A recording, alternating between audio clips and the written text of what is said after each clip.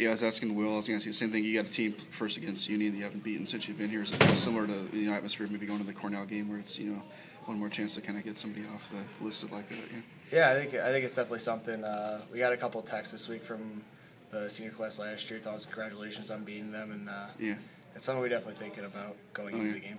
How special was that being away? I mean, looking back to beat Cornell finally, and especially the way you did, kind of convincingly. I mean, how good did that feel after years of frustration against that team? Yeah, I wish I hadn't taken as long, but yeah, it definitely felt good to beat them. Yeah, with RPI too, it's a similar situation because they're a team that you guys have done well against them, but they won in the playoffs here last year. Is that anything that's motivation going into this weekend, or is that all over and done with now? Or I think it definitely has to be motivation for us.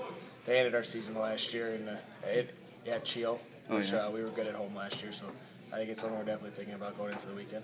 It's a weird league right now. I don't know if you looked at the standings lately. I think there's like 6 teams or 5 teams tied with you're one of the 5, and then conceivably you could possibly move in as high as 3rd place this week depending on what goes on. Is it kind of a strange? Has it been one of the stranger years you can remember how the conference has evolved this year? Yeah, it's real tight this year. It's a lot of teams. It just shows every game you have to come and play, and one bad weekend you're in 10th, one good weekend you're in 4th. So it's you need some consistency to your game. Is it kind of motivating that you can have like a difficult start like you guys had and still be in this position where you could possibly have like a top 4 finish if everything went right? I mean, is that kind of hard to believe if somebody told you that like a month ago? Yeah, it was something we were looking at. Coming back from Christmas, how bad our non-league schedule was, and we were still sitting in 6th place at the time, saying we're 500.